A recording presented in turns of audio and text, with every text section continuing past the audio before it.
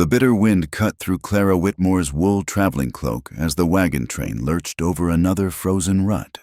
She pulled the heavy fabric tighter, though it did little against the Montana cold that seemed to seep into her very bones. Through the canvas opening, she caught glimpses of the endless white expanse that had become her world for the past 3 weeks.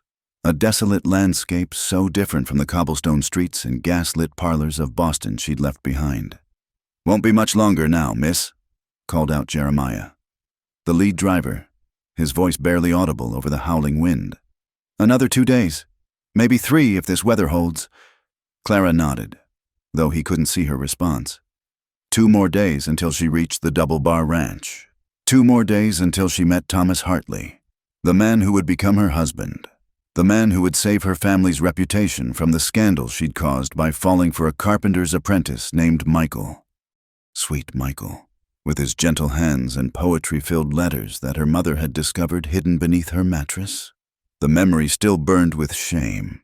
Her father's rage, her mother's tears, the whispers that followed her through Boston's social circles. The Whitmore girl, they'd say behind gloved hands, caught with that common laborer. The only solution, her father had declared, was distance and a respectable marriage.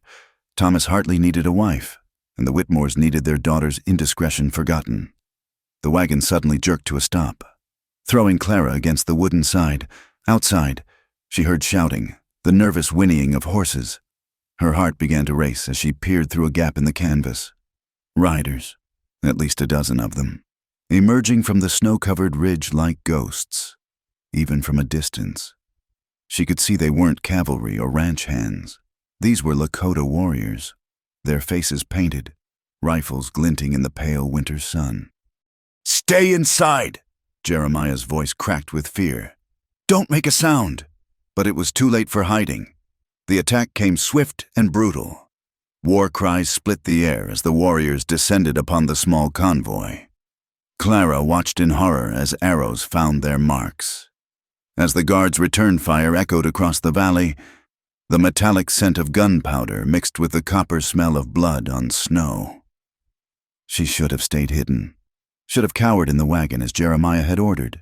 But when she saw young Billy, barely 16 and hired as a scout, fall from his horse with an arrow in his shoulder, instinct overtook reason.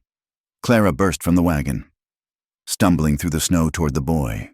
"No!" someone screamed. Maybe Jeremiah, maybe one of the other guards. But Clara kept moving, her heavy skirts dragging through the drifts. She had almost reached Billy when a shadow fell across her path. The warrior stood tall despite the chaotic battle around them, his dark eyes fixed on her with an intensity that stopped her cold. His face bore the marks of war paint, red and black across sharp cheekbones. But it was his eyes that held her, not cruel as she'd expected, but calculating, almost curious. This was Taza Redhawk, though she wouldn't learn his name until later. For a moment that stretched like eternity. They stood frozen. Clara's breath came in visible puffs, her heart hammering against her corset stays. The warrior, Taza, raised his rifle slightly, and she closed her eyes, waiting for the end. It never came. When she opened her eyes, Taza had lowered his weapon.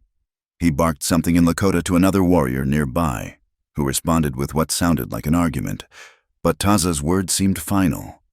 Strong hands grabbed Clara's arms, and despite her struggles, they bound her wrists with rawhide cord. Around them, the battle was ending. The convoy guards lay scattered in the snow, their blood painting abstract patterns on the white canvas of winter. Clara searched desperately for survivors, but saw none moving. Even Billy had gone still, his young face turned skyward. They loaded her onto a horse, Taza mounting behind her to ensure she wouldn't fall or escape. His arm around her waist was like iron, holding her steady as they rode. Clara had never been this close to a man who wasn't family, and certainly never to one who was her captor. She could feel the heat of him through her cloak, smell the mixture of smoke, leather, and something wild that clung to his skin. The Lakota camp appeared after hours of hard riding, a collection of teepees arranged in a rough circle, smoke rising from their peaks into the gray sky.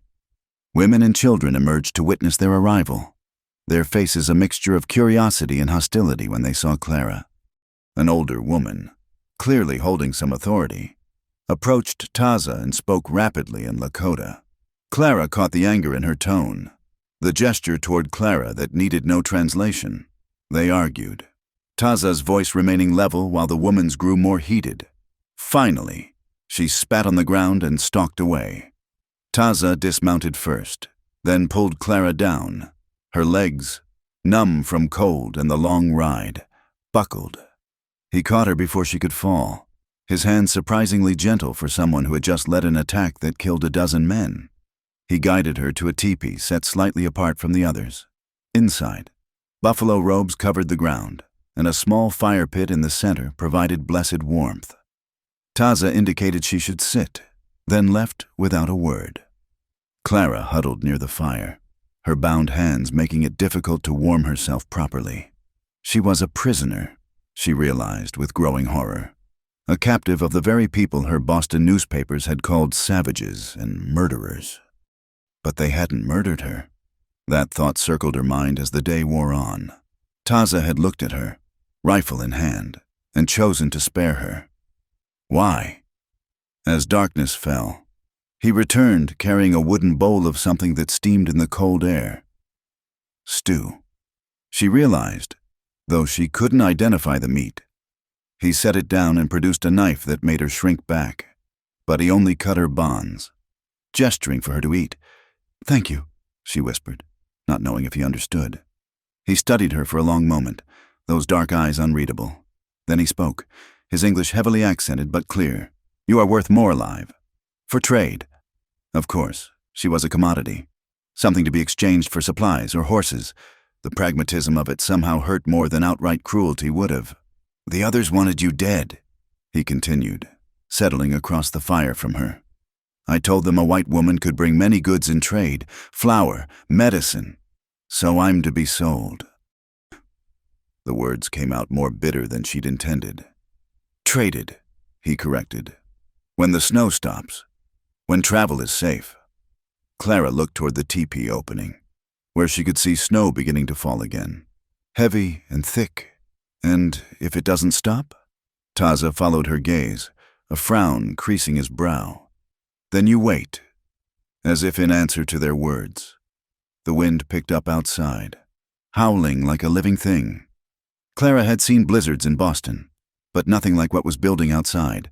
This was nature's fury unleashed, a wall of white that would make travel impossible for anyone. "You stay here," Taza said, rising. "This is my lodge. You will be safe." "Your lodge?" Clara's voice rose slightly. "But where will you—" "I have place with my cousin." He moved toward the entrance, then paused. "Do not try to run. The storm will kill you faster than any warrior." Then he was gone, leaving Clara alone with the fire and her racing thoughts. She was captive in a Lakota warrior's teepee, surrounded by people who had every reason to hate her kind, while outside a blizzard raged that would trap her here for God knew how long. Her family would think her dead. Thomas Hartley would find another bride, and she would have to survive until Taza could trade her back to her people, if he truly intended to trade her at all. Clara wrapped herself in one of the buffalo robes, its musky scent strange but not unpleasant. Through the smoke hole at the teepee's peak, she could see the snow falling thick and fast. The storm would last days, maybe weeks, and for all that time, she would be at the mercy of the man who had spared her life, the warrior whose dark eyes had shown her something she couldn't quite name in that moment before he lowered his rifle. The blizzard raged for 3 days before settling into a steady, relentless snowfall that showed no signs of stopping. Clara had never experienced such complete isolation from the world she knew. The teepee, which had seemed primitive and frightening that first night, became her entire universe, a warm cocoon of buffalo hide that kept the killing cold at bay. Taza came twice daily, bringing food and checking the fire. Their interactions were brief, mostly silent, but Clara found herself studying him during these visits. He moved with a quiet grace that seemed at odds with his warrior's bearing. His hands, she noticed, were gentle when he tended the fire. careful when he set down her food, not the hands of a savage, as her Boston society would have labeled him. On the fourth morning, she woke to find him already in the teepee, adding wood to the dying fire. The early light filtering through the smoke hole caught the angles of his face, softening the war paint he still wore. "The snow," she ventured, her voice hoarse from disuse. "How long will it last?" He glanced at her, seeming surprised she'd spoken. "Many days, maybe many weeks. This is angry winter, and I'm to stay here? Alone. Better alone than with those who want you dead." His tone was matter-of-fact, but she caught something else in it. Protection. She couldn't be sure. That afternoon, the monotony broke when a woman entered the teepee. She was perhaps Clara's age, with kind eyes despite the wariness in them. She carried clothing, native clothing, and gestured for Clara to change. The message was clear. Her torn, blood-stained traveling dress marked her too clearly as an outsider. The woman, who introduced herself as Winona in careful English, helped Clara into the deer-hide dress and leggings. They were surprisingly warm, surprisingly comfortable. When Winona gestured for Clara to follow her outside, Clara hesitated. "Taza?" she asked. Winona's face softened slightly. "He says you come safe." The camp was a revelation. Clara had expected, she didn't know what she'd expected. Cruelty, barbarism. Instead, she found a community. Children played in the snow, their laughter universal in any language. Women worked together, preparing food, mending clothes, their conversations animated despite the harsh weather. Men tended to horses and weapons, but also helped with children, carried firewood for the elderly. They watched her, certainly, some with suspicion, others with open hostility. But Winona stayed close, a silent guardian. And gradually Clara realized she was being shown their life deliberately. This was Taza's doing, she understood instinctively. He wanted her to see. That evening, she waited for him differently. When he entered with the usual bowl of stew, she was sitting upright, the native dress making her look less like a captive, more like... She didn't know what. "Thank you," she said, gesturing to the clothes. "And for today, for letting me see." He settled in his usual spot across the fire. "You think we are animals. All white people think this." Clara stopped. Hadn't she thought exactly that? Hadn't everyone she knew spoken of the native tribes as savages to be civilized or eliminated? "I was wrong. Were you?" His dark eyes challenged her. "Your people come to our land. Take, build, push us away. When we fight back, we are savage. When you kill us, you are, what is word, righteous." Clara felt heat rise to her cheeks that had nothing to do with the fire. "The men in that convoy weren't soldiers. They were just guards. Drivers. That boy, Billy, was only 16. My sister was 14. The words came flat, emotionless, but Clara saw his jaw tighten. "Soldiers came to our summer camp 2 winters ago. Said we stole horses. We had no horses but our own. They shot her when she ran to save her pony. 14 winters." The fire crackled between them. Clara found herself truly looking at him for the first time, not as her captor, not as a savage, but as a man carrying grief. "I'm sorry," she whispered. "Sorry changes nothing?" "No, but I am still sorry." They sat in silence until he spoke again. "You had a man, in the East." Clara startled. "How did you—" "You speak his name in sleep. Michael." Heat flooded her face. It doesn't matter now. My father discovered us. I'm being sent to marry another. Was being sent." She gave a bitter laugh. "I suppose that problem has solved itself. You love this Michael?" The directness of the question caught her off guard. Proper ladies didn't discuss such things, especially not with strange men. But what was proper about any of this? "Yes," she admitted.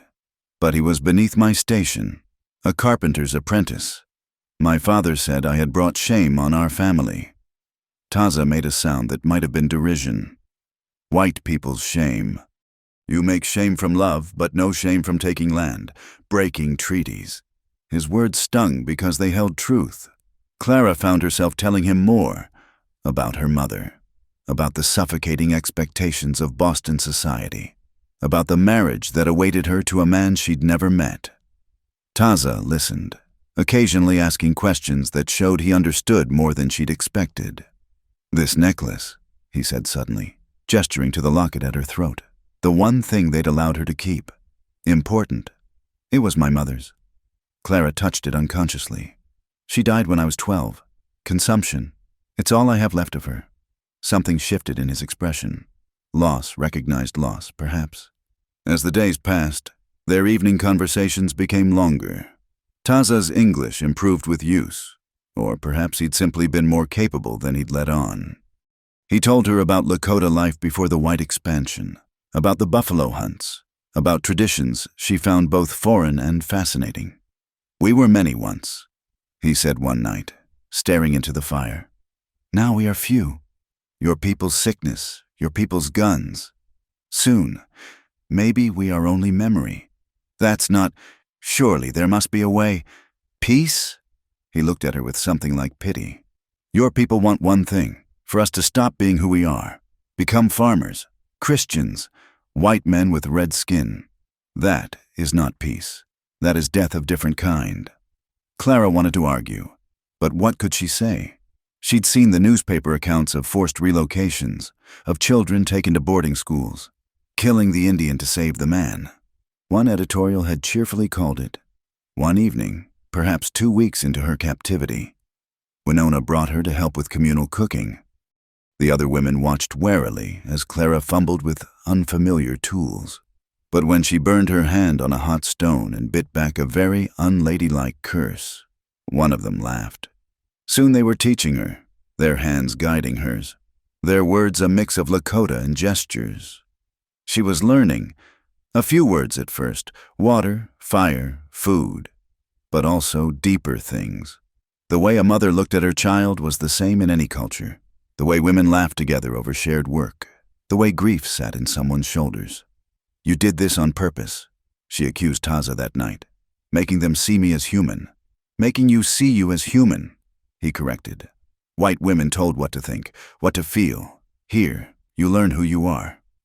It was true, she realized with a shock. For the first time in her life, no one cared about her posture, her manners, whether she spoke too loudly or laughed too freely. The women judged her on her work, her willingness to help, not on her bloodline or social graces. One night, a sound woke her, singing, but not like any singing she'd known. Deep, mournful, beautiful.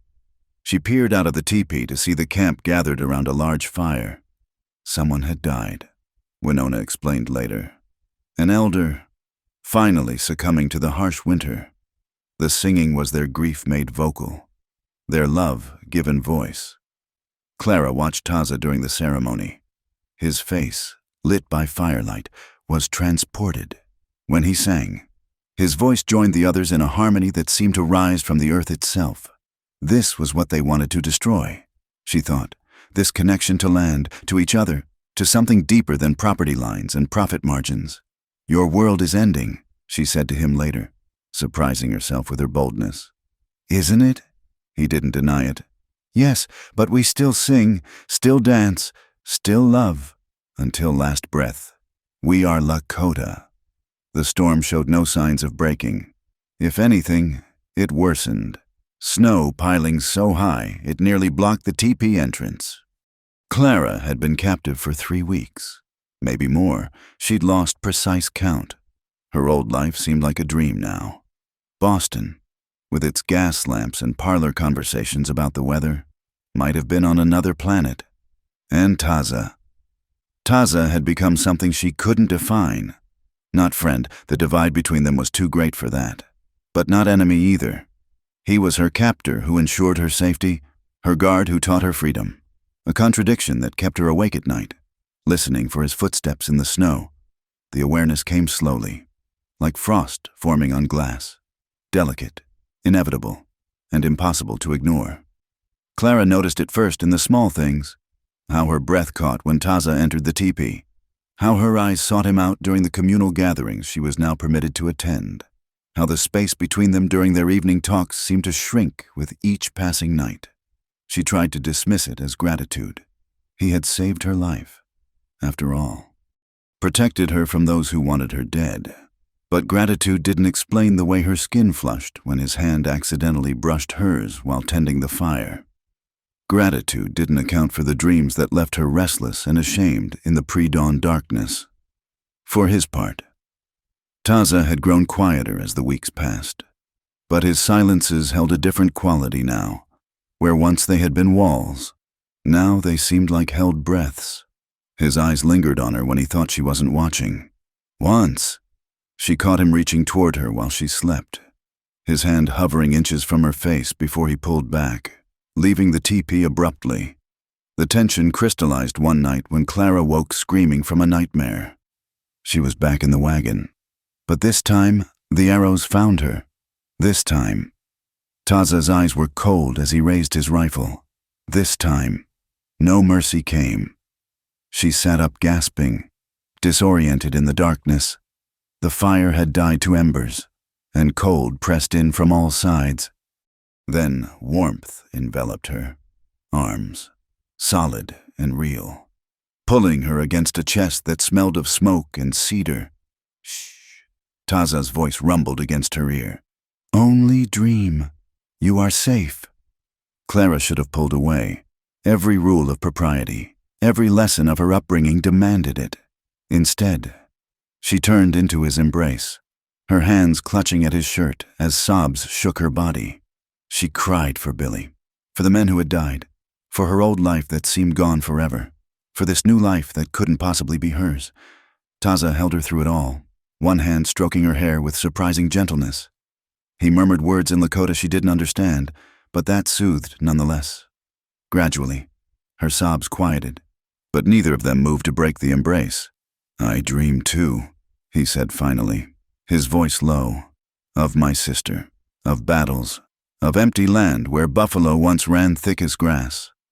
Clara lifted her head to look at him. In the dim light, his face was all shadows and plains. But his eyes held a pain that echoed her own. How do you bear it? She whispered. Same as you. One breath, one heartbeat, one day. His hand came up to cup her face, thumb brushing away a tear. Until maybe, one day, the pain is less. The moment stretched between them, fragile as spun glass. Clara knew she should move away, knew this was dangerous ground.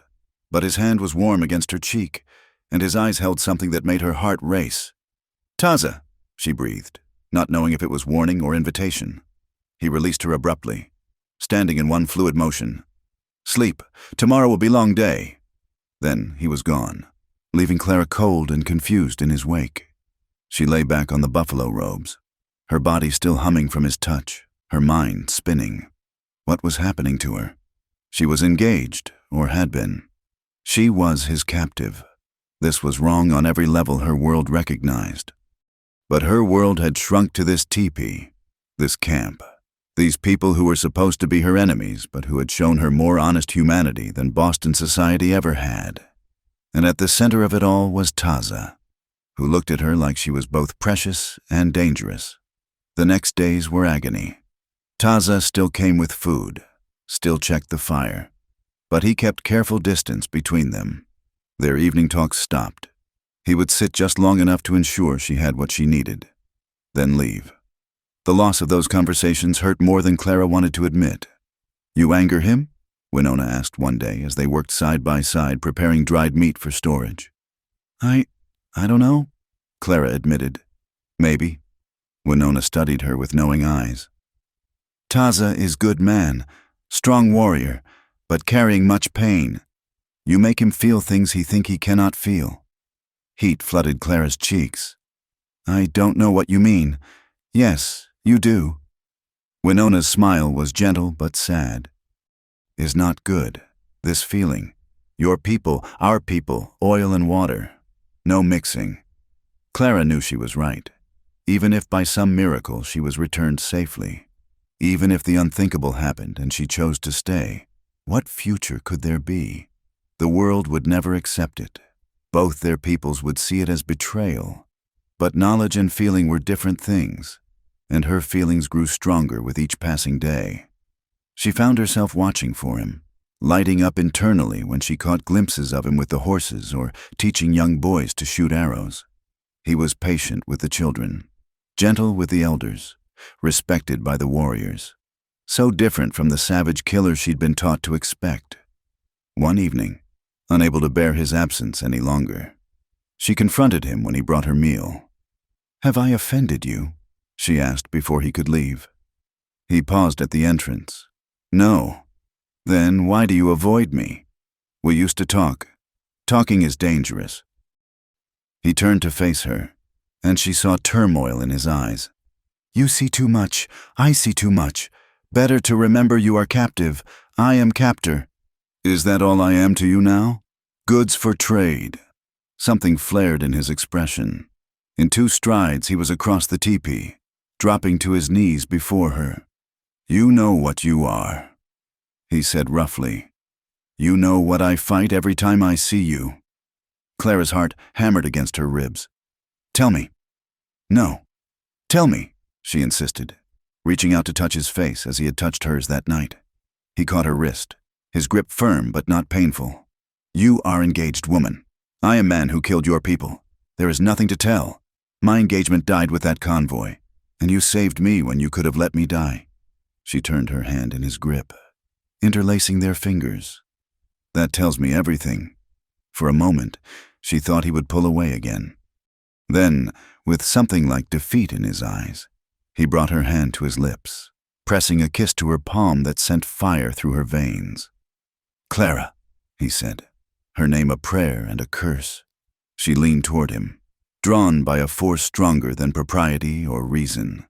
Their foreheads touched, breath mingling in the space between them. She felt poised on a precipice, one heartbeat away from falling. A shout from outside shattered the moment.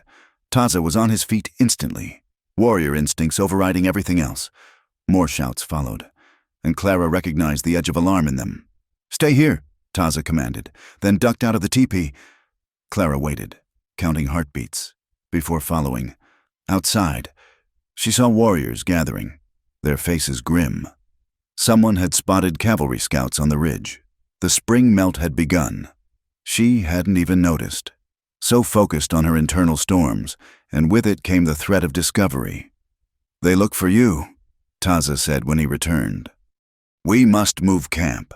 "Will they find us?" "Not if we move fast. Deep into sacred hills, army does not follow there. Yet." As the camp prepared to move, Clara realized what this meant. Further from any chance of rescue or ransom. Deeper into Lakota territory. Another step away from ever returning to her old life. But as she helped Winona pack the teepee, as she watched this community work together with practiced efficiency, she wondered if she even wanted to return. What waited for her there? Scandal? Certainly. A forced marriage to save face, if Thomas Hartley would still have her. A life of pretending she hadn't lived these weeks, hadn't learned these truths, hadn't felt these feelings, hadn't fallen in love with the man who should have been her enemy. The admission, even in her own mind, stole her breath. But there it was, undeniable as the sunrise. She loved Taza Redhawk, loved his strength and his gentleness, his pain and his pride.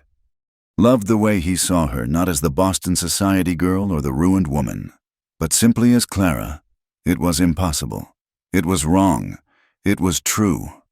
As they prepared to leave, Taza came to collect her. His face was painted for travel, for potential battle, and she saw the warrior he was, but she also saw the man who had held her through nightmares, who had kissed her palm like she was something precious. "You ride with me," he said, and despite everything, despite the danger and uncertainty, Clara felt her heart lift. The journey would take them deeper into his world and further from hers. But as she let him lift her onto his horse, as she felt his arms come around her to take the reins, Clara knew she was already lost. Not to captivity, but to something far more dangerous. A love that could never be acknowledged, never be fulfilled, but that burned in her chest like a second heart. The new camp sat in a valley deep in the sacred hills, sheltered by towering pines and fed by a stream that ran clear even in winter. They had traveled for 3 days to reach it, and Clara had felt the outside world fall away with each mile. Here, surrounded by mountains that scraped the sky, she could almost believe they were the only people left on Earth. It had been 17 nights since they'd fled the old camp. 17 nights of sleeping in Taza's teepee, of careful distances maintained, of conversations that danced around what lay unspoken between them. The tension had become a living thing, electric and dangerous. On this night, the 18th, nature itself seemed to conspire against them. Another blizzard had blown in, worse than any before. Clara had ventured out to gather firewood despite Taza's warnings. She'd grown confident in these weeks. Too confident, perhaps. The storm had struck with sudden violence, whiting out the world in seconds. She'd stumbled, fallen, the cold already seeping through her clothes with terrifying speed. The camp had vanished as if it had never been. She was lost in a white void, and for the first time since her captivity began, Clara truly understood how quickly this land could kill. Then hands found her, strong and sure. Taza materialized from the storm like something supernatural, his face tight with fear and anger. Without a word, he lifted her, carrying her through the blinding snow as if she weighed nothing. Back in the teepee, he was not gentle. Foolish woman! He stripped her wet outer clothes with efficient haste, wrapping her in buffalo robes. You could die. Why you not listen? Clara's teeth chattered too hard to answer. Her hands and feet had gone numb, and she couldn't stop shaking. Taza built up the fire until it roared, then did something that would have scandalized Boston society. He stripped to his leggings and pulled her against him under the robes, sharing his body heat. Don't! Clara managed through chattering teeth, even as she pressed closer to his warmth. You die of pride? Foolish. His arms tightened around her. Be still. Get warm. Gradually, painfully. Feeling returned to her extremities. With it came acute awareness of their position, her back pressed to his chest, his arms around her waist. Only thin fabric between them. As warmth returned to her body, a different heat began to build. Better, his voice rumbled against her ear. Yes, she whispered, though better was not the word for what she felt. Alive, perhaps, burning, coming apart at the seams. She should move away now. The danger had passed, but neither of them made any effort to separate. Clara felt his breathing change, felt the tension in his body that matched her own. Clara! Her name on his lips was half warning, half plea. She turned in his arms, needing to see his face. What she found there stole what breath remained. Desire, yes, but also tenderness, fear, wonder. His hand came up to trace her cheek, and she leaned into the touch. This is not wise, he said softly. I know. Your people are not here. She placed her hand over his heart, feeling it race beneath her palm. No one is here but us, Clara. But whatever protest he might have made died as she pressed her lips to his. The kiss was like coming home to a place she'd never been. His mouth was gentle at first, almost reverent, as if he was afraid she might shatter. Then Clara made a small sound of need, and gentleness fled. He rolled them so she lay beneath him, his weight a delicious pressure, his kiss becoming demanding, claiming. She had been kissed before. Sweet, stolen kisses with Michael that had seemed so daring at the time. But those had been the fumbling of children compared to this. Taza kissed like a man who knew what he wanted, and what he wanted was her. When he pulled back, they were both breathing hard. Tell me stop, he said roughly. Tell me no. Instead, Clara pulled him back down. Let me feel you once, she whispered against his lips, echoing words she didn't know she'd say. Just once, before I'm sent back, before this ends. Let me know what it is to be truly touched. Something broke in his expression. With a sound that might have been surrender or victory, he claimed her mouth again. His hands, those careful, gentle hands, became instruments of discovery. Clara arched beneath his touch, all thoughts of propriety burned away by need. What followed was an education in feeling. Taza worshipped her body like territory to be memorized. Each touch a promise, each kiss a claim. When Clara tried to reciprocate, to learn his body as he was learning hers, he caught her hands. "Tonight is for you," he said, his voice rough with control. "Let me give you this." And he did, with patience and skill that made her weep. He showed her what her body was capable of, what pleasure could be found between two people who saw each other truly. When she finally came apart in his arms, it was with his name on her lips and tears on her face. Afterwards, they lay entwined. The storm still raging outside, but unable to touch the warmth they'd created. Clara traced patterns on his chest, marveling at the freedom to touch him. "I love you," she said, the words escaping before wisdom could stop them. His arms tightened around her. "Do not say this." "Why? Because it's impossible? Because it can't last." She raised up to look at him. "I know all that, but it's still true." He cupped her face in both hands, thumbs brushing away tears she hadn't realized were falling. "My heart knew you before my eyes saw you," he said softly. "In dreams, I knew your face. But dreams end with sunrise. Then we have tonight." They came together again, this time with desperate urgency. Clara gave herself completely, holding nothing back, and felt him do the same. It was wild and tender by turns, a claiming and a farewell wrapped in one. She memorized every moment, the way he said her name, the salt taste of his skin, the reverence in his touch even at the height of passion. When exhaustion finally claimed them, they slept, wrapped around each other like vines. Clara woke once in the night to find him watching her, his expression so full of pain and love that it stopped her heart. "What is it?" she whispered. "Remembering," he said simply, "for all the nights after." Dawn came like judgment, pale light filtering through the smoke hole to find them still entwined. With daylight came reality, crushing and inexorable. They dressed in silence, but Clara felt the weight of what they'd done settling on them both. The storm had broken. Outside, the world sparkled with deadly beauty, ice coating every surface, and with the clear weather would come movement. Either the camp would relocate again, or scouts would find them. Either way, their stolen time was ending. "I cannot keep you," Taza said finally, his back to her as he tended the fire. "Spring comes. Your people search. To keep you is to bring war on my people." "I know."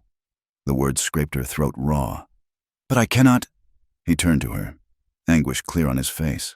"I cannot make myself ready to let you go." Clara went to him, taking his hands in hers. "Then don't. Let me stay. I'll learn your ways, your language. You would be neither white nor Lakota. No place with either people. Always between." He pulled her close, pressing his forehead to hers. "I cannot do this to you." She wanted to argue, to say she didn't care, that being with him was worth any exile. But even as the words formed, she knew he was right. She'd seen how some in the camp still looked at her, and her own people would see her as worse than ruined. They'd see her as a traitor. "How long?" she asked instead. "How long before—" "Days, maybe week. The snow melts fast now." A week. 7 days to store up a lifetime of moments. It would have to be enough. They spent that day and the next pretending normalcy. But the camp sensed the change. Winona looked at Clara with knowing sadness. The elders watched Taza with disappointment. Everyone could see what had bloomed between captive and captor, and everyone knew how it must end. On the 3rd night after the storm, as they lay together in the aftermath of lovemaking, Clara asked him about the future. "What will you do when I'm gone?" His hand stilled where it had been stroking her hair. "Fight until fighting is done. And then, there is no then for warriors when the war is lost." He pulled her closer. "But I will remember. Always. The woman who saw me true." Clara buried her face against his chest, breathing him in, trying to brand him into her memory. Somewhere out there, her old world waited to reclaim her. But here, now, in this teepee that smelled of smoke and cedar in them, She was exactly where she belonged, even if belonging could only last a handful more of stolen nights. The cruelest truth was that love wasn't enough. Not to bridge their worlds, not to change what was coming, not to make the impossible possible. But for these few remaining days, Clara decided, love was everything. It would have to sustain her through whatever came after. The riders appeared on the ridge at dawn, their blue uniforms dark against the melting snow. Clara saw them first from where she stood by the stream, filling water skins for the morning meal. Her heart seized in her chest, the vessels falling from numb fingers. They had been found. The camp erupted into controlled chaos. Warriors grabbed weapons while women gathered children, everyone moving with the practiced efficiency of people who had fled before and would flee again. But there was nowhere left to run. The soldiers had positioned themselves to block every exit from the valley. Clara found Taza among the warriors, his face painted for battle, his expression carved from stone. When he saw her, something flickered in his eyes. Pain, resignation, love. Before the warrior's mask slammed back into place. "Stay in the teepee," he ordered, his voice giving away nothing of the man who had held her through the night, who had whispered promises in Lakota against her skin. "Taza, go!" The command brooked no argument. Clara fled to the teepee, but couldn't bring herself to hide. Through the entrance flap, she watched as a small group of soldiers rode into camp under a white flag. Parley, then, not attack, not yet. The lead officer dismounted, his bearing rigid with military precision. Clara recognized the type: career military, Indian fighter, probably a veteran of a dozen savage campaigns. He spoke with the chief while Taza and the other warriors formed a loose circle, weapons visible but not raised. Then the officer's voice carried across the camp, loud and clear. "We know you have the white woman, Clara Whitmore. Return her, and we leave in peace." Clara's legs turned to water. Of course they knew her name. The Whitmore family had influence, money. They would have pressed for searches, offered rewards. Her father would never accept her disappearance, not when it reflected so poorly on the family name. The chief responded in Lakota, his tone dignified but firm. The officer's translator, a half-breed scout, from his appearance, relayed the message. The woman was not a prisoner. She remained of her own will. The officer's laugh was harsh. "No white woman stays with savages by choice. You have 1 hour to produce her, or we'll take her by force." The warriors shifted, hands tightening on weapons, violence balanced on a knife's edge, waiting for one wrong word, one hostile movement. And Clara knew with terrible clarity that if fighting began, people would die. Taza would die, defending the camp that had become her home. Winona might die. The children she'd watched play in the snow might die, all for her. She emerged from the teepee before she could lose her courage, walking across the camp with her head high. Every eye turned to her, soldier and Lakota alike. She felt Taza's gaze like a physical touch, but didn't dare look at him. If she looked at him, she would falter. "I am Clara Whitmore," she announced, surprised by the steadiness of her voice. "I'm unharmed." The officer's relief was palpable. "Miss Whitmore, thank God. Your family has been beside themselves. Come, we'll get you to safety." Safety. The word tasted like ash. But Clara moved forward, each step an agony. She was doing this for them, she reminded herself. For Taza, for Winona, for all of them. "Wait." Taza's voice cut through the morning air. He strode forward, ignoring the soldiers who raised rifles in warning. His eyes never left Clara's face. "You go by choice?" The question hung between them, layered with meaning. He was giving her an out. She realized, if she said no, if she claimed she wanted to stay, he and his warriors would fight. They would likely die, but they would fight. Clara finally met his eyes, pouring everything she couldn't say into that look. "Yes," she whispered. "By choice." Something shattered in his expression before he schooled it back to impassivity. He reached up and removed a leather cord from around his neck, a small silver disc she'd noticed but never asked about. He pressed it into her hand, his fingers lingering against hers for just a moment. "So you remember," he said in Lakota, words the soldiers wouldn't understand, but she did. She'd learned enough of his language in their private moments. Then he turned and walked away, his back straight, every inch the proud warrior. He didn't look back. The ride to the fort passed in a blur. The officers tried to question her. Had she been mistreated, touched, harmed in any way? Clara gave them nothing but silence, clutching Taza's gift in her fist until the edges bit into her palm. At Fort Harrison, she was handed over to the medical officer's wife, Mrs. Pemberton, a woman whose kindness was as suffocating as her questions were persistent. Clara was bathed, dressed in proper clothes that felt like a costume, examined by the doctor, who pronounced her remarkably well, considering. "You're very lucky, my dear." Mrs. Pemberton clucked, brushing Clara's hair with unnecessary vigor. "Those savages could have done unspeakable things, but you're safe now. Your reputation might suffer some, of course. But Mr. Hartley has indicated he's still willing to proceed with the marriage if you're intact." Intact, as if she were goods that might have been damaged in shipping. Clara wanted to laugh, or scream.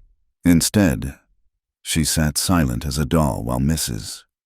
Pemberton chattered about the journey to Mercy's Bend, about how fortunate she was, about how this would all be forgotten in time. That night, in a proper bed for the first time in months, Clara finally looked at Taza's gift. It was a warrior's honor mark. She realized, recognizing the symbols, by giving it to her. He'd marked her as under his protection even in absence. Any Lakota who saw it would know she had been deemed worthy of a warrior's regard. She pressed it to her lips, finally allowing the tears to come. The journey to Mercy's Bend took 3 days. Clara spoke only when directly addressed, ate only when forced, stared out the window of the coach, seeing nothing but memories. The officers escorting her exchanged worried glances, clearly wondering if her ordeal had affected her mind. If only they knew. Her mind was perfectly clear, too clear. Every moment with Taza was etched in crystalline detail, his rare smiles, the way his voice softened when he spoke her name, the reverence in his hands when he touched her, the life growing inside her, though she wouldn't be certain for weeks yet, seemed to pulse with awareness of what she'd left behind. Mercy's Bend appeared like a wound on the landscape, raw wood buildings and muddy streets, the ugly sprawl of civilization claiming what had once been open land. The townspeople gathered to see her arrival, their faces a mixture of curiosity and judgment. "That's her," she heard someone whisper. "The Whitmore girl what lived with savages." "Probably ruined," another voice agreed. "No decent man will have her now." Thomas Hartley waited at the hotel. A man as bland and colorless as Taza had been vibrant. He was polite, proper, everything a gentleman should be. He also looked at Clara like she was a problem to be solved rather than a person to be known. "Miss Whitmore," he said carefully, "I'm pleased to see you returned safely. Perhaps we should discuss our arrangement." "There's nothing to discuss," Clara said, finding her voice at last. "I cannot marry you, Mr. Hartley. I'm sorry for any inconvenience this has caused." His face flushed. "Now see here, your father assured me—" "My father is not here." Clara stood, suddenly exhausted. "I've been through an ordeal, as everyone keeps reminding me. Surely you understand I need time to recover before making any decisions about my future." It was a reprieve, not a solution, but Hartley accepted it with poor grace. He left muttering about agreements and reputations, and Clara was left blessedly alone. But alone in Mercy's Bend was a different creature than alone with the Lakota. Here, solitude meant hostile stares, whispered speculation, isolation that cut like winter wind. The decent women of town crossed the street to avoid her. The men looked at her with speculation that made her skin crawl. Even the hotel staff treated her like she might contaminate their establishment. Clara rented a small room above the general store, paying with money wired from her father along with a letter demanding she return to Boston immediately. She ignored the letter, stretching the money as far as it would go. Days passed in a haze of grief and growing certainty about the life she carried. Sometimes she stood at her window, looking toward the mountains where Taza was, and wondered if he thought of her, if he knew what they'd created in those stolen nights, if he understood why she'd had to leave, had to save him from the choice between her and his people. The silver disc never left her neck, hidden beneath proper collars and modest dresses. It was her secret, her talisman, the only proof that it hadn't all been a dream. Spring gave way to summer, and with it came the certainty she could no longer deny. Clara's body began to change in ways that would soon be impossible to hide. The life inside her, Taza's child, their child, grew stronger each day. She should have been terrified. An unmarried woman with a half-breed child would be beyond ruined. She would be utterly cast out. But when Clara placed her hand on her still flat stomach, all she felt was fierce love and protectiveness. This child was all she had left of Taza, and she would guard it with her life. The question was how. Mercy's Bend would never accept her once the truth became known. Boston was impossible, and somewhere out there, Taza lived his life not knowing he would be a father, not knowing that their impossible love had created something permanent. Clara touched the silver disc at her throat and made a decision. She would not bring shame on this child. She would not apologize for love. She would find a way to survive, to raise their baby somewhere it could be free, even if she had to do it alone. By autumn, Clara could no longer hide her condition. She'd let out her dresses as far as they would go, worn shawls even in warm weather. But the swell of her belly had become undeniable. The whispers that had followed her since her return grew to open hostility. Shameless. She heard Mrs. Henderson hiss to her daughter as they passed on the street, carrying a savage's bastard and walking about like she has any right to decent society. The hotel asked her to leave. The general store refused her credit. Even the church turned her away when she sought simple Christian charity, the minister informing her that she had made her bed with heathens and must lie in it. Clara moved to an abandoned trapper's cabin on the outskirts of town, paying the last of her money to a reluctant landlord who made it clear this was charity he'd soon regret. The cabin was little more than a shack gaps in the walls, a leaking roof, a fireplace that smoked more than it heated.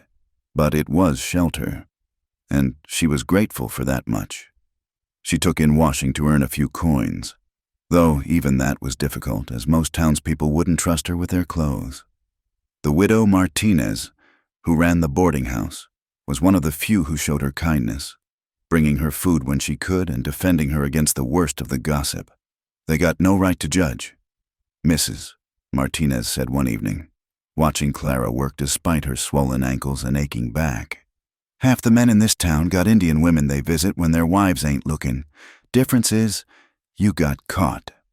Winter came early and harsh, as if nature itself conspired against her. Clara's pregnancy advanced, making every task harder. Hauling water from the well left her breathless. Gathering firewood became an agony. Some nights she lay on her thin mattress, feeling the baby move within her, and wondered if she would survive to see their child born.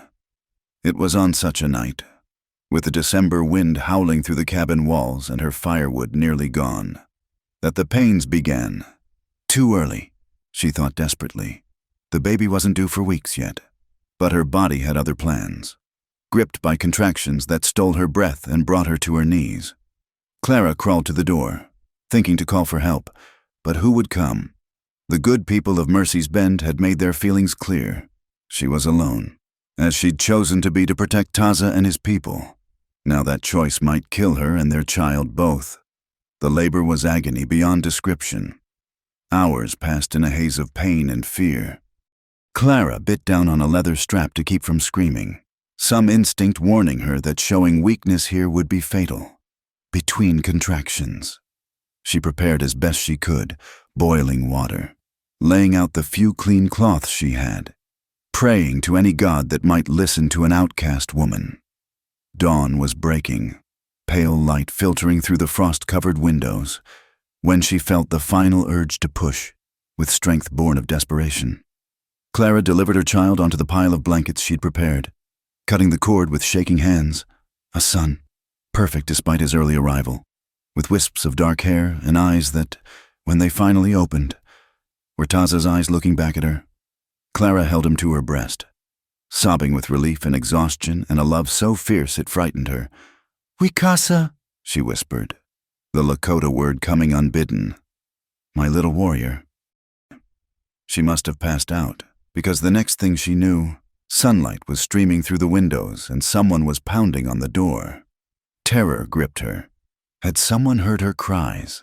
Had they come to take her child? But the voice calling her name was old and speaking Lakota. Clara struggled up, wrapping Wikasa in a blanket, and opened the door to find a native woman, ancient and bent, but with kind eyes. "I am Mary Crow Feather," the woman said in accented English. "I dream of you, of child born between worlds. Come, you need help." Too exhausted to question, Clara let Mary guide her and the baby to a small wagon. They traveled not far, just to the other side of the ridge where a tiny cabin sat near a hot spring. The warmth from the spring had created a microclimate green grass despite the snow, steam rising like hope into the winter air. Mary tended to Clara with practiced hands, cleaning her and the baby, brewing teas that eased the afterbirth pains.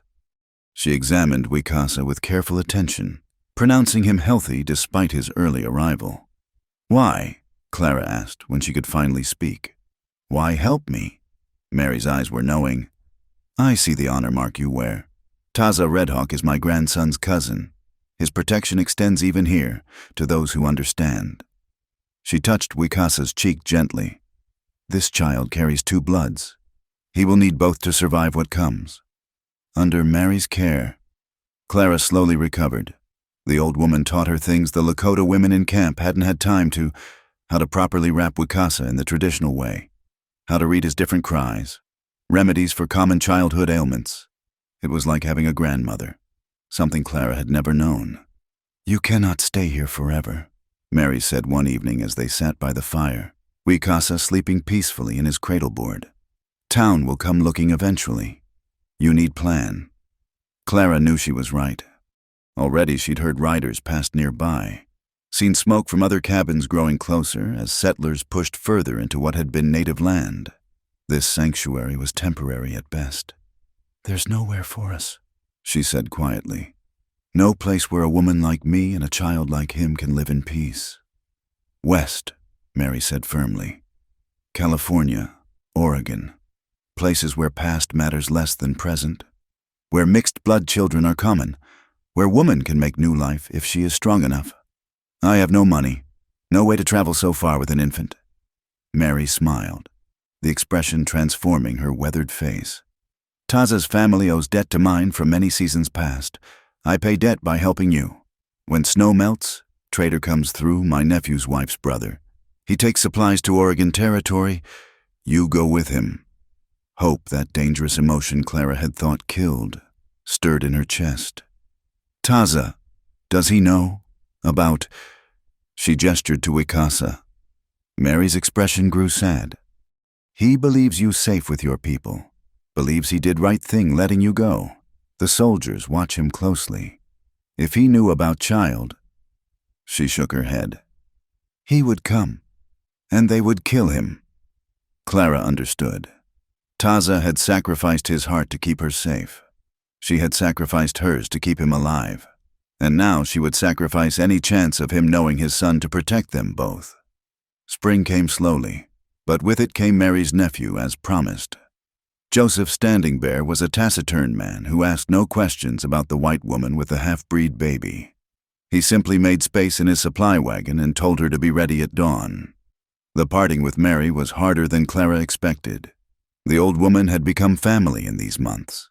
The only person who looked at Wikasa with love rather than judgment. "You teach him both ways," Mary instructed, pressing a small leather pouch into Clara's hands. "His father's strength, his mother's learning. He will need both." Inside the pouch were items Clara recognized: sage, sweetgrass, a small carved bear, and somehow, impossibly, a photograph she thought lost in the attack on the convoy, her mother's picture, The one from the locket she'd worn. How?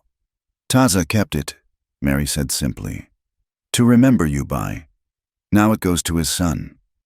Clara clutched the pouch, tears streaming down her face. Even in absence, Taza was still protecting them, still providing for them through the extended network of family and obligation that she was only beginning to understand. The journey to Oregon took 2 months. Joseph was kind in his quiet way, teaching Clara to handle the oxen when he needed rest, showing her which plants were safe to eat when supplies ran low.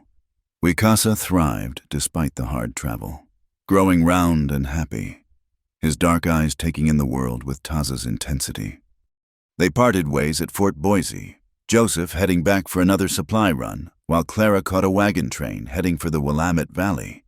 She told the wagon master she was a widow, her husband killed by fever, she said, and if they noticed her child's mixed heritage, the rougher folk of the territory cared less than those in Mercy's Bend.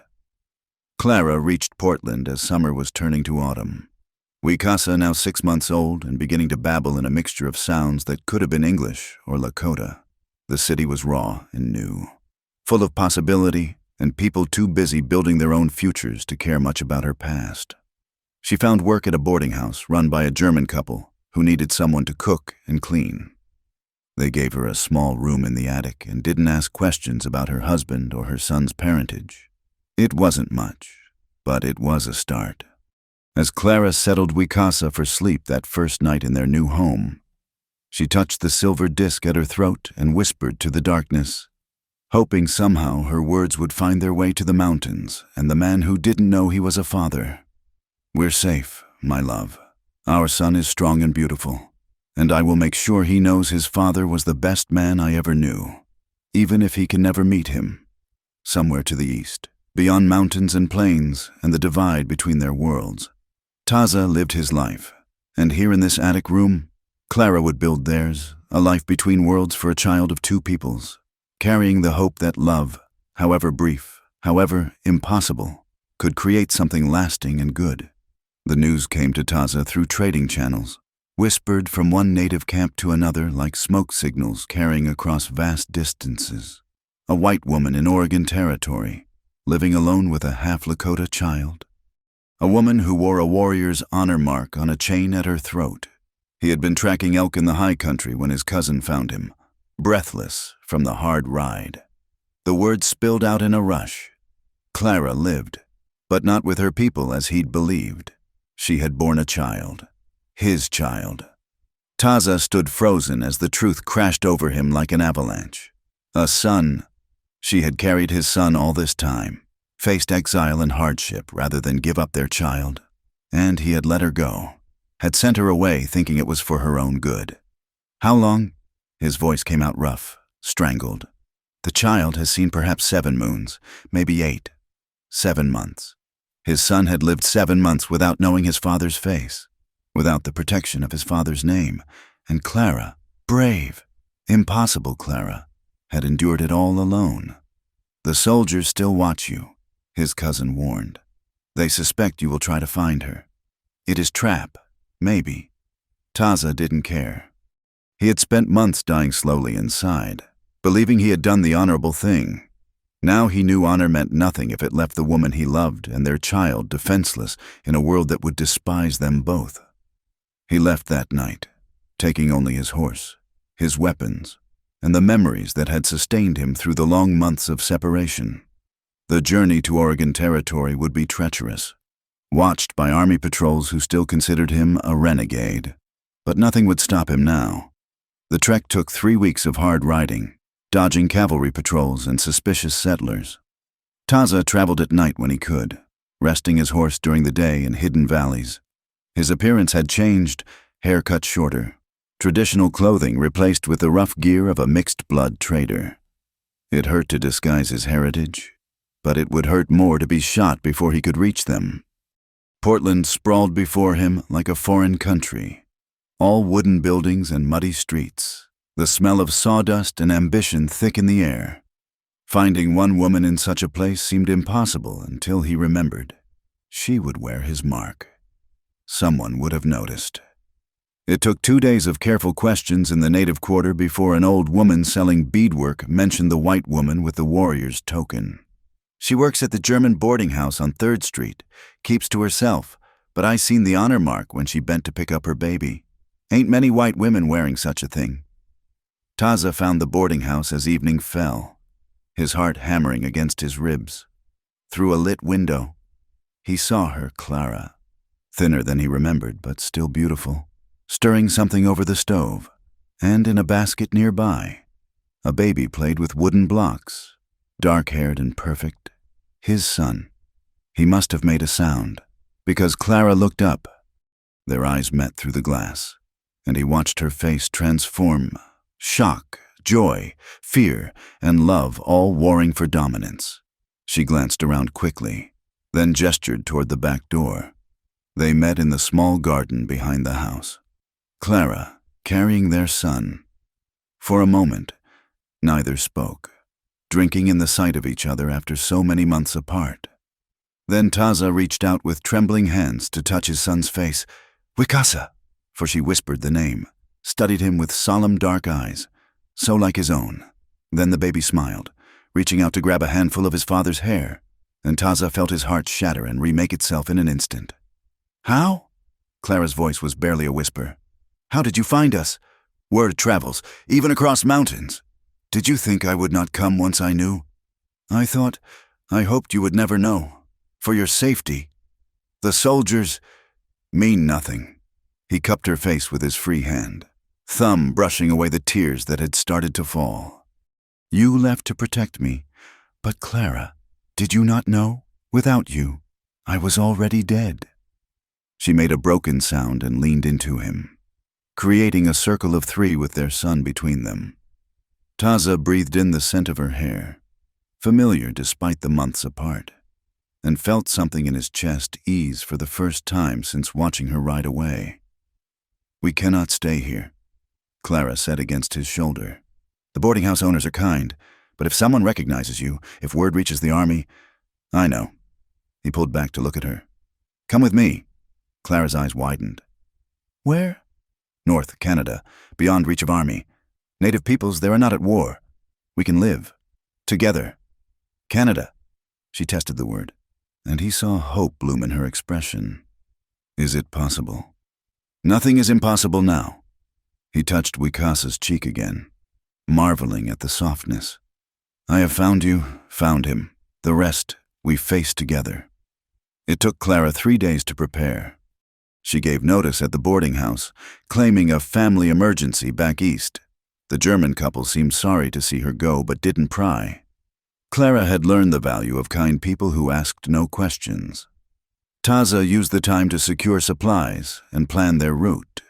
The direct path would take them through army-patrolled territories, but the longer route through the coastal mountains would be safer.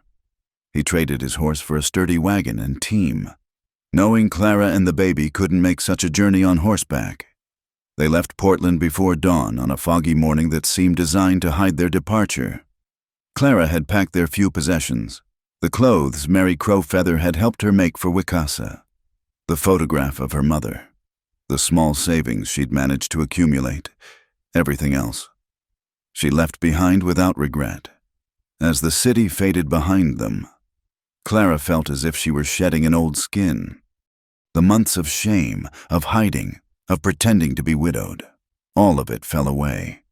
Beside her sat the man she loved, no longer a dream but solid and real.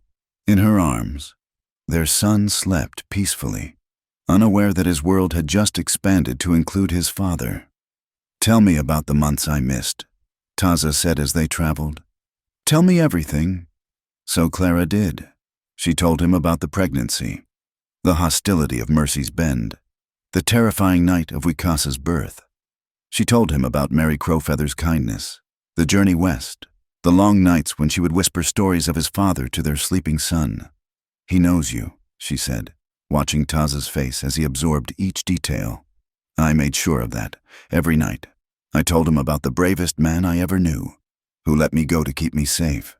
"Not brave," Taza said roughly. "Foolish. I should have fought to keep you." Then you would be dead, and we Casa would have no father at all." She reached over to take his hand. "We both did what we thought best. Now we have a second chance." They traveled for weeks, following deer trails and old native trading routes. Taza taught Clara to read the land as they went. Which plants were safe, how to find water, how to move without leaving obvious tracks. She was a quick student, driven by necessity and love. Wicasa thrived on the journey, delighting in his father's attention. Taza carried him for hours, teaching him Lakota words, showing him animal tracks, singing the old songs that his own father had sung, watching them together. Clara felt her heart might burst from fullness. They faced challenges, suspicious settlers, difficult river crossings, a week of rain that turned trails to mud. Once, they hid for 2 days while an army patrol passed nearby, Clara holding her breath and praying Wicasa wouldn't cry. But they persevered, driven by the promise of a life where they could simply be a family. The border, when they finally reached it, was almost anticlimactic. Just a river to cross, no different from dozens they'd already navigated. But on the other side lay a different world, one where their mixed family might find acceptance, or at least indifference. They settled near a trading post in British Columbia, where native and white trappers had intermarried for generations. Taza found work breaking horses, his skill evident to anyone who watched. Clara took in sewing, her Eastern education serving her well. They built a small cabin by a clear stream. Nothing fancy but theirs. The first winter was hard, as first winters always are, but curled together in their bed with Wicasa between them, Clara felt richer than she ever had in Boston's finest homes. This was what she had been born for, not parlor conversations and society marriages, but this man, this child, this life carved from wilderness and held together by love. "Do you regret?" Taza asked one night as snow fell softly outside their window. "Your old life. You could have had comfort, acceptance." Clara turned in his arms to face him. "I had a cage. You gave me the sky." He kissed her then, deep and tender, and she knew he understood. They had both given up their worlds for this. He his place among his people, she her place in society. But together, they had built something new, something that belonged only to them. When spring came, Clara stood in the doorway of their cabin, watching Taza teach Wicasa to walk on unsteady legs. Their son had his father's stubborn strength and his mother's determination, falling and getting up again without tears. She touched the honor mark at her throat, no longer hidden but worn proudly. Let the world judge as it would. She had chosen love over safety, truth over acceptance. And in the end, that choice had led her here, to a cabin in the wilderness, with the man who had captured her in more ways than one, and the child who bore the best of both their worlds. It wasn't the life anyone had planned for her. It was infinitely better. 5 years had passed in their wilderness haven when the letter found them. Clara stared at the travel-worn envelope, her mother's sister's handwriting unmistakable even after all these years. How Aunt Catherine had tracked them to British Columbia was a mystery, but the contents were clear. Clara's father had died, and there were legal matters requiring her attention. "You don't have to go," Taza said that evening as they discussed the letter. Wicasa, now a sturdy boy of 5, played with wooden horses his father had carved, oblivious to the tension. "There's an inheritance," Clara said quietly. "Property in Boston, investments. It could secure Wicasa's future, give him choices we can't provide here." They both knew the danger. Returning to American soil meant Taza could be arrested, possibly killed. Clara's status as an unwed mother with a mixed-race child would bring its own perils. But the thought of their son having opportunities, education, a chance at a life beyond the margins, it was tempting. "We go together or not at all," Taza declared, and Clara loved him even more for it. They decided to risk a meeting in Montana, at Fort Benton, far from Boston, but still American territory where Clara could meet with lawyers to settle the estate. It was supposed to be quick, a few days at most. They hadn't counted on Thomas Hartley. He was waiting at the hotel when they arrived, older now, his bland features hardened by years of frontier life. "Mrs. Whitmore, he said, deliberately ignoring both her correction and Taza's presence. I heard you might be passing through. Mr. Hartley, I'm surprised to see you. Are you? His smile was cold. You cost me considerable embarrassment. Disappearing as you did, my reputation suffered, but I'm prepared to be magnanimous. Clara felt Taza tense beside her, his hand moving instinctively to where his knife would be. She touched his arm gently, a warning and a reassurance. I don't understand, she said carefully. It's simple. Your father's will has conditions. The inheritance passes to you only if you're respectably married. I'm still willing to honor our original arrangement. His eyes flicked dismissively over Taza and Wicasa. Of course, you'll have to give up your associations. The boy can be sent to one of those Indian schools. They'll civilize him. The words hung in the air like poison. Clara felt rage build in her chest, clean, purifying rage that burned away any lingering doubt about the world she'd left behind. No. I beg your pardon. I said no. Mr. Hartley, I would rather live in poverty forever than give up my family for your concept of respectability. His face flushed. You'd choose this savage and his half-breed whelp over... He never finished the sentence. Taza moved faster than thought, his fist connecting with Hartley's jaw and dropping him to the hotel floor. Around them, people gasped and scattered.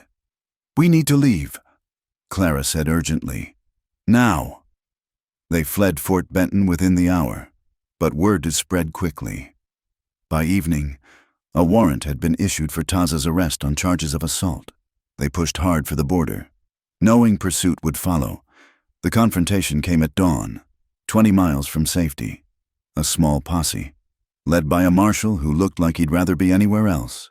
They were surrounded before Taza could react. Come peaceful, and this ends easy, the marshal called. The man you hit wants justice, but nobody needs to die. Clara stepped forward before Taza could respond. Wait, please, let me speak. The marshal looked uncertain, but nodded. I know what we look like to you, Clara began, her voice carrying clearly in the morning air. A fallen woman, a savage, a child who doesn't fit in your world, but I need you to see what's really here. She reached into her bag and pulled out a small leather journal, the one she'd kept throughout their years together. May I approach? At the marshal's cautious nod, she walked forward and handed him the journal. Read any page, she said. See who we really are. The marshal opened it randomly, his eyes scanning Clara's careful script. His expression changed as he read entries about teaching Wicasa his letters, about Taza breaking a wild horse with patience instead of force, about building their life together with love and determination. Ma'am, he said slowly, this is all well and good, but the law says a white woman can't love a native man. The law says our son should be taken from us because his blood is mixed. Clara's voice rose with passion.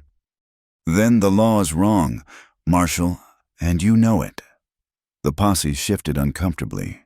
These were frontier men who'd seen plenty of mixed families, who knew the reality didn't match the rhetoric from back east. The marshal was silent for a long moment. Then, seems to me, we lost their trail back at the river. Searched all day but couldn't find hide nor hair of them. Probably crossed into Canada by now. He handed back the journal. Nothing more we can do on this side of the border. Clara's eyes filled with tears. Thank you. Don't thank me, ma'am. Just take care of that boy. World's hard enough without losing his folks. They rode hard for the border, not stopping until they'd crossed into safety. Only then did Clara allow herself to cry, for the inheritance lost, for the reminder of how cruel the world could be, but mostly with relief that they were together and free. That night, camped by a mountain lake, Taza surprised her. He knelt in the traditional way, offering her a necklace of silver and turquoise.